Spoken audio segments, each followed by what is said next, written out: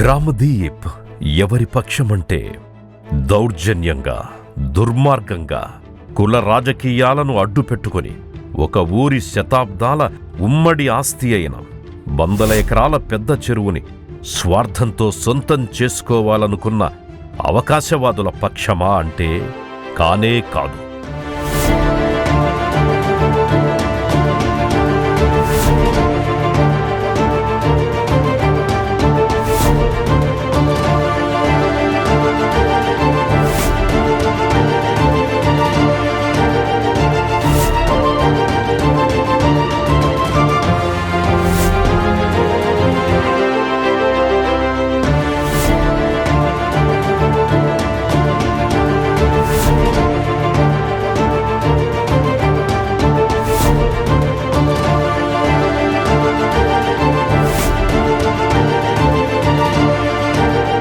గ్రామదీప్ ఎప్పటికీ ఊరి ప్రజల పక్షం. 1000 ఎకరాలకు సాగునీరు, 1000 మంది గ్రామస్తులకు తాగునీటిని తన ఒడిలో ఒడిసిపట్టి దశాబ్దాలుగా ఊరిని సాకుతోన్న అమ్మలాంటి పెద్ద చెరువునే అంతమొందించాలి అనుకున్న ఆక్రమణదారుల పక్షం అస్సలు కాదు. గ్రామదీప్ ఎప్పటికీ ఈ చెరువుపై ఆధారపడ్డ ఊరి జనులందరి పక్షం, ఆ ప్రకృతి పక్షం. గ్రామ జీవనాడినే అదిమిపట్టి ఊరి మనుగడకే చేటు తెచ్చి అన్యాయానికి గురవుతున్న గొంతు విప్పే ధైర్యం లేక నిశ్శబ్ద ఆహాకారాలు చేస్తోన్న నిస్సహాయ గ్రామ ప్రజల పక్షం గ్రామదీప్.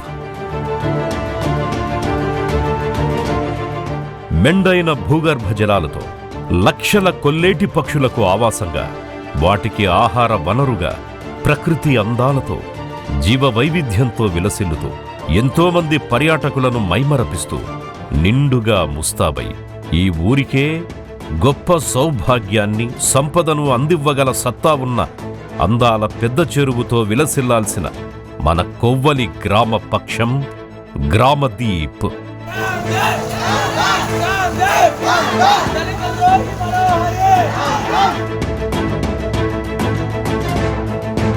ఎలాంటి అర్హత లేకుండా దురాక్రమణలకి పాల్పడి దుర్మార్గం చేసినోడే రోడ్డెక్కి అరాచకం చేసినా భయపెట్టి బెదిరించి సత్యాన్నే సమాధి చెయ్యాలనుకున్నా చివరకు ధర్మమే గెలవాలనుకున్నారు అంబేద్కర్. అందుకు రాజ్యాంగమే ఆయుధం అన్నారు అంబేద్కర్. రాజ్యాంగమిచ్చిన ప్రాథమిక హక్కులు ఒకరి కోసం రచించినవి కావని, అవి భారతీయ పౌరులందరివి అని, న్యాయస్థానాలు నిస్సహాయులకు అండగా నిలవాలని నిండు మనస్సుతో ఆకాంక్షించారు అంబేద్కర్. ఇలాంటి న్యాయం కోసమే గ్రామదీప్ ట్రస్ట్ హైకోర్టును ఆశ్రయించినప్పుడు గౌరవ న్యాయస్థానం పెద్ద చెరువును కాపాడాలి అంటూ మధ్యంతర ఉత్తర్వులిస్తే, రాజ్యాంగకర్త చూపిన ఆదర్శ మార్గంలో ఆ ఉత్తర్వులను అమలు చేస్తున్న అధికారుల చర్యల్నే కొందరు ధిక్కరించి దారుణాలకు పాల్పడి ఒత్తిళ్లతో న్యాయాన్ని అణచివేయాలనే ఎత్తుగడలు వేస్తే, అటువంటి అవకాశవాదుల ఆగడాలపై ప్రభుత్వం ఉక్కుపాదం మోపాలని కూడా అంబేద్కర్ ఆనాడే చెప్పారు. ఆ విషయం మనం నేడు ఎలుగెత్తి చాటాల్సిన సందర్భమొచ్చింది.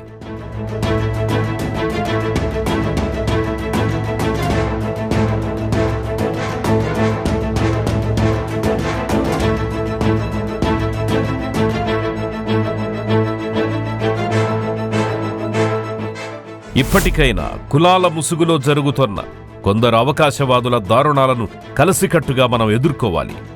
న్యాయం గెలవాలని నినదించాలి. సమిష్టి కృషితో రాజ్యాంగ స్ఫూర్తిని గెలిపించుకోవాలి. ముందు మనం కళ్ళు తెరవాలి. ప్రపంచ దిగ్గజం అమెరికాలోని లాస్ ఏంజలస్ కార్చిచ్చులో దగ్ధమవుతోంది. అంత సంపన్న దేశం కూడా ప్రకృతి ముందు తలవంచి అల్లాడిపోతోంది. అడవుల్ని నాశనం చేసి, చెరువులు, సరస్సులను ఆక్రమించేసి భూతాపాన్ని మరింత పెంచి ఫలితంగా సముద్రమట్టం పెరిగి వాతావరణ మార్పుల పర్యవసానాలైన భీకర తుపాన్లు, వరదలు, కరువులు, కాటకాలతో మన ఆంధ్రప్రదేశ్ వంటి తీర ప్రాంతాలు సముద్రంలో సమాధయ్యే ప్రమాదం పొంచి ఉందన్న సంగతిని మనమందరం గుర్తించాలి. ఇంతటి విపత్తు అంచున ఉన్నా కానీ మన రాజకీయ నాయకులకు మన భవిష్యత్తు కన్నా కుల రాజకీయాలే మిన్నగా మారుతున్న పరిస్థితిని జనం గుర్తించాలి. ఇప్పటికైనా కళ్ళు తెరవాలి. ఈ విషయాలు ప్రభుత్వాలకు పట్టకపోతే మన కోసం మనమైనా గొంతు విప్పాలి. తాగడానికి గుక్కెడు నీరు లేకుండా, అన్నం పెట్టే రైతన్నలకు సాగునీరు అందకుండా, గ్రామాలకు మనుగడే లేకుండా మంచినీటి చెరువుల్ని ఇలా మాయం చేస్తే ప్రజానీకం పరిస్థితి ఏం కావాలి? మన భవిష్యత్తు కోసం, మన పర్యావరణం కోసం ప్రభుత్వాలను ప్రభావితం చేసే గొంతుకలు ఇకనైనా గట్టిగా వినిపించాలి.